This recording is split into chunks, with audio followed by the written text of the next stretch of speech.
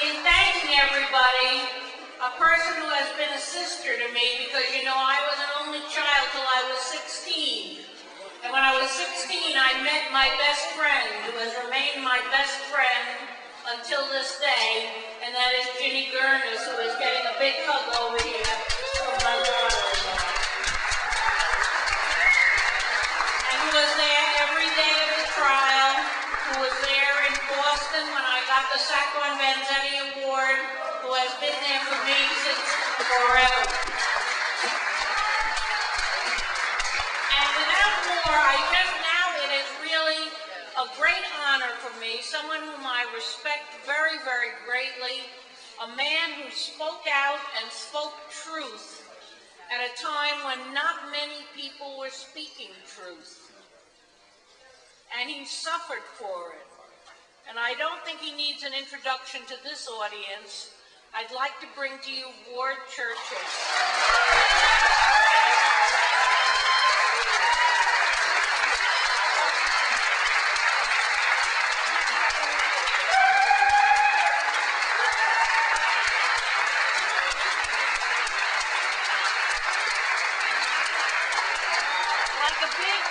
Like a big unruly family. First, Professor Erwin Corey is going to give me one of those Ed McMahon type checks, I think. Yes. In the name of Richard Corey, my son, we give you $250 to help us pay your. Thank you, Professor. And I will match any other funds from now on. If you decide to give more money, I will match whatever you give. Look at that! Oh!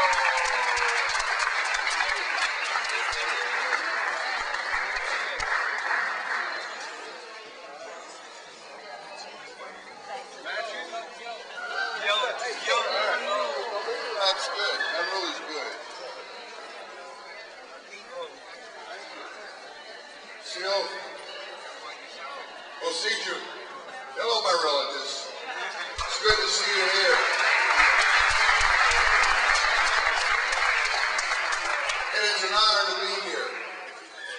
It's an honor to share this with you tonight. I bring you greetings from the Colorado chapter of the American Indian Movement, of which I'm part.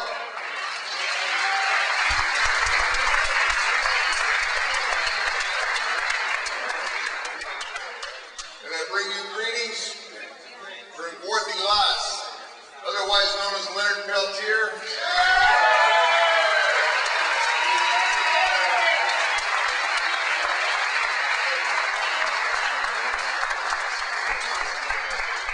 Sends his love, sends his solidarity, despite the fact that he continues to sit in a cage at the Lewisburg Federal Prison in Pennsylvania.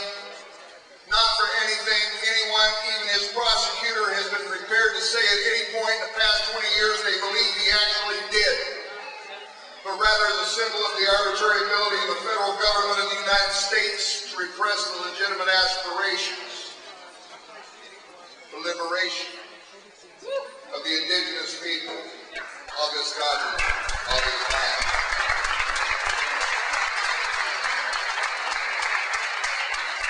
The emphasis there is on a claim. The claim of boundaries by the United States, and there is a difference between a claim and a reality. It's a difference between claim on the part of the United States of America and its satellites on the one hand, and the realities in which we all find ourselves engulfed that account for very much.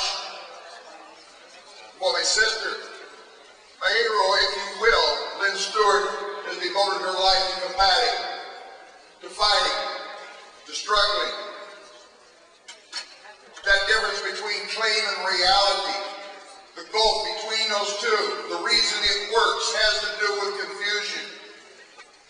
Has to do with confusion. Confusion is the first line of defense of that against which we all struggle mutually. Confusion. In clarity, there is commonality and a means of action, of the pooling of common energies and of our basic humanity that transcends that which we are up against symbolically with Lynne. I say symbolically not because what Lynne Stewart has confronted and is confronting right now is not real, but because it transcends itself. That it reflects so much more in terms of struggle and in terms of meaning. That it goes to the nature of our rights, our realities as human beings, irrespective of the particular tradition we come from. We have a commonality in our humanity. And we speak in a discourse, we speak in a language, we speak in a rhetoric of rights because it makes certain things comprehensible. We speak in terms of constitutional rights. And this has been a champion of constitutional rights.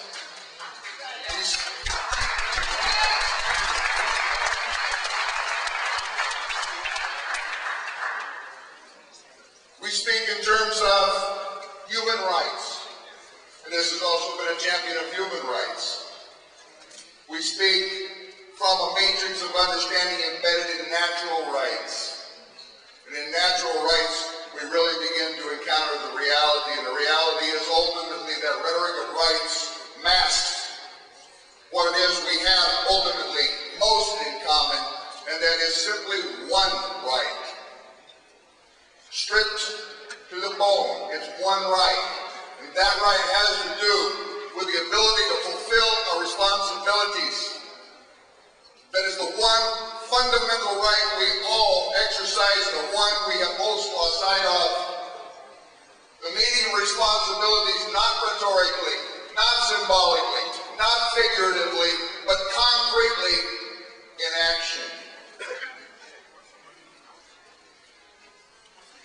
In the way of my people, in the way of all traditional peoples of Turtle Island, of this hemisphere, I will do a couple minutes.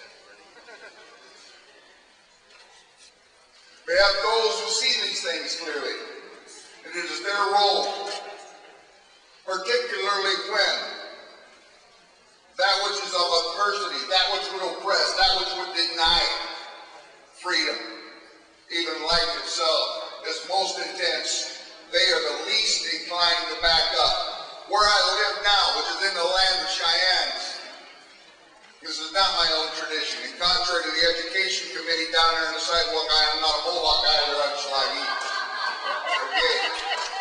But in the Cheyennes, the people whose land I reside, it's called the picket pin.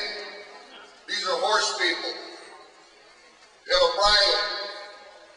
They have reins to that bridle. You tie the reins to a pin. You drive that pin into the ground at night so your horse will not wander away. When they come for the people, those who will stand, tie that set of reins to their ankle, and they drive that pin in the ground, and they can retreat as far as the rope will allow and no further. No further. You stand, you die if necessary, but you bequeath that which is absolutely indispensable in the process, and that is the integrity and dignity of your position and your clarity, which you can hand down to your children and your children's children and your children's children's children, 7 generations into the future. If we have that clearly, as Lynne Stewart does, and as many of her clients have, as Leonard Peltier does, Pan Africa, who widely referred to Lynne as a warrior, will be absolutely correct. We are not to be defeated.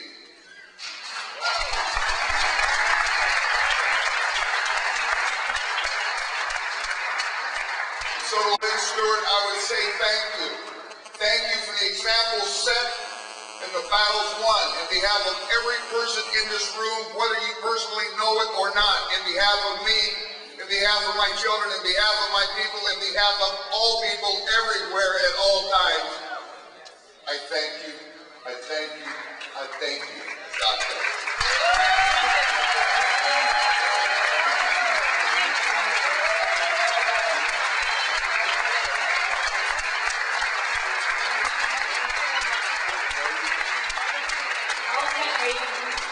You promised that there would not be many speeches, and you're saying, hey, Lynne, well, listen, what Churchill,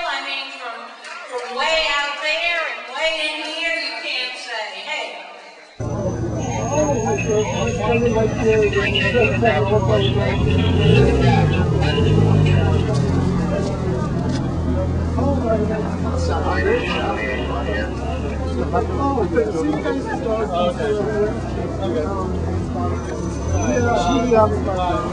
I ran into his funeral. Yeah, and says,